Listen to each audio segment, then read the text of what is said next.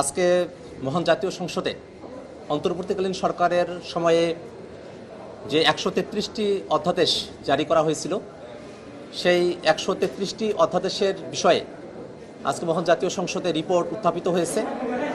সেই রিপোর্টে আমরা খেয়াল করে দেখছি যে অত্যন্ত গুরুত্বপূর্ণ কিছু অধ্যাদেশ যেগুলোকে ল্যাপস করার, বাতিল করার একটা প্রস্তাবনা সরকার দলের পক্ষ থেকে দেওয়া হয়েছে। গুম প্রতিকার ও প্রতিরোধ অধ্যাদেশ, দুর্নীতি দমন কমিশনের নিয়োগ সংক্রান্ত অধ্যাদেশ, সুপ্রিম কোর্টের বিচারপতি নিয়োগ সংক্রান্ত অধ্যাদেশ, মানবাধিকার কমিশনের বিষয়ক যে অধ্যাদেশ, তারপরে পুলিশ সংস্কার কমিশন সংক্রান্ত যে অধ্যাদেশ, এরকম গুরুত্বপূর্ণ অনেকগুলো অধ্যাদেশ যেগুলো জনজীবনের সাথে এবং রাষ্ট্র কাঠামোর সাথে ওতপ্রোতভাবে জড়িত, সে অধ্যাদেশগুলোকে বাতিল করার বা সময় মতো এখানে উপস্থাপন না করার প্রস্তাবনা সরকার দলের তরফ থেকে করা হয়েছে। আমরা একটা বিষয়ে খুবই অবাক হই যে গুম যে বিষয়টি বাংলাদেশে খুবই ভয়ঙ্করভাবে জনজীবনে একটা বিপর্যয় ডেকে নিয়ে এসেছিল, মানবতা বিরোধী একটা অপরাধ সেই গুমকে প্রতিরোধ এবং প্রতিকার করার জন্য যে অধ্যাদেশটি অন্তর্বর্তীকালীন সরকারের সময় জারি করা হয়েছিল, সে সময়টাতে আমরা সকলে এটাকে স্বাগত জানিয়েছিলাম। কারণ আমাদের অভিজ্ঞতা এটাই যে আজকে যারা সংসদে আমরা আছি, সরকারি দল এবং বিরোধী দল, আমাদের সকলেরই অনেকেই যারা সহকর্মী ছিলেন, যারা সহযোদ্ধা ছিলেন, তাদেরকে এই গুমের শিকার হতে হয়েছিল। এই বাংলাদেশে হাজারের উপরে মানুষকে গুম করা হয়েছে। এখনও অনেকেই আছেন যারা গুম হয়েছেন কিন্তু এখনও পর্যন্ত ফিরে আসেন নাই। সেই সব সদস্যরা তারা যে অবর্ণনীয় কষ্ট তারা ভোগ করেছেন, তাদের পরিবারগুলো সে কষ্ট ভোগ করেছে, সেটাকে কিভাবে প্রতিবিধান করা যায় তার কথাগুলো এই গুম বিষয়ক যে অধ্যাদেশ সেখানে সে কথাগুলো আছে। সেটা একটা প্রতিরোধ এবং প্রতিবিধানের বিধানগুলো সেখানে সন্নিবেশিত করা হয়েছে।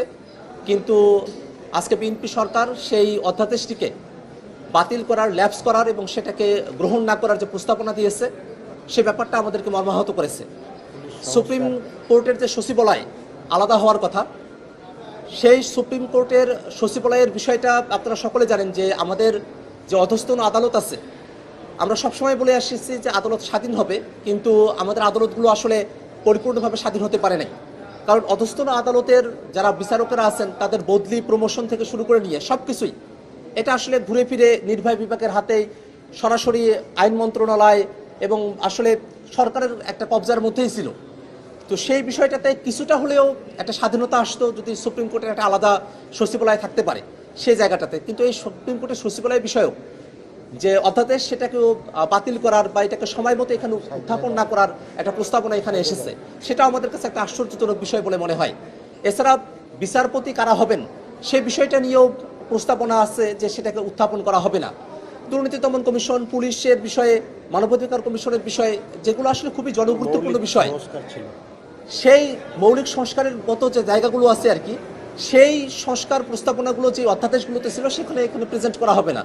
তাতে করে আমাদের কাছে মনে হচ্ছে এই যে বিএনপি নেতৃত্বাধীন সরকার, তারা সংবিধানের সংস্কারই শুধু করতে চায় না, রাষ্ট্র কাঠামোর যেই উপাদানগুলোর মধ্য দিয়ে জনজীবনকে নাস্তানাবুদ করে দেওয়া যায় সেই বিষয়গুলোতে যে সংশোধনীগুলো নিয়ে আসা হয়েছিল, রাষ্ট্রীয় প্রতিষ্ঠানগুলোতে, সাংবিধানিক প্রতিষ্ঠানগুলোতে বড় বড় যে কাঠামোগুলো আছে সেখানে যে ধরনের সংস্কার চাওয়া হয়েছিল, সেই সংস্কারগুলো তারা আসলে চায় না।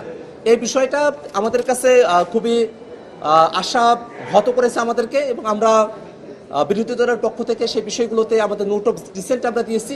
আমরা এই বিষয়গুলোতে এখনও যেহেতু পুরোপুরি সিদ্ধান্ত গৃহীত হয় নাই, শুধুমাত্র রিপোর্ট এখানে উপস্থাপিত হয়েছে এবং সময় খুবই অল্প, আগামী 9 তারিখের মধ্যেই এই অধ্যাদেশগুলোর ব্যাপারে একটা সুরাহায় আসতে হবে।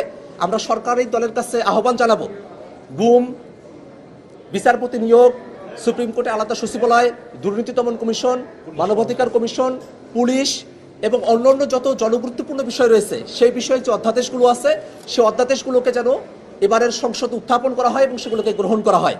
আর একটা বিষয় একটু বলা দরকার যে গণভোটের জন্য যে অধ্যাদেশ হয়েছিল সে অধ্যাদেশটিও কিন্তু এবারের যে সংসদ সেখানে সরকারি দল উত্থাপন করবে না বলবে তারা প্রস্তাব দিয়েছেন। তাদের পক্ষ থেকে এক ধরনের যুক্তি এটা থাকতেই পারে যে গণভোটের যে আইনটা ছিল সে আইনের সিদ্ধান্ত অনুযায়ী 12ই ফেব্রুয়ারিতে গণভোট অনুষ্ঠিত হয়েছে, নতুন করে হয়তো সেই গণভোটের অধ্যাদেশটিকে এই সংসদে পাশ করানোর আর প্রয়োজনীয়তা নাই, এই ধরনের যুক্তি তাদের পক্ষ থেকে থাকতে পারে। কিন্তু এই যুক্তিতে তাদের এক ধরনের অসৎ উদ্দেশ্য আমরা খেয়াল করি।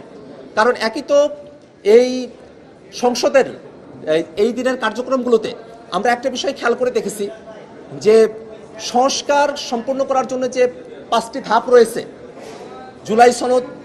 জুলাই সনদ বাস্তবায়নের জন্য যে আদেশ, অধ্যাদেশ, গণভোট এবং সংবিধান সংস্কার যে পরিষদ, এই 5টা ধাপের মাঝে বিএনপি এবং তাদের যারা নেতাকর্মীরা আছেন তারা জুলাই সনদ বাস্তবায়ন আদেশ, অধ্যাদেশ, গণভোট এবং সংবিধান সংস্কার পরিষদ, এই 4টা ধাপ এবং এই 4টা শব্দ তারা উচ্চারণই করতে চান না।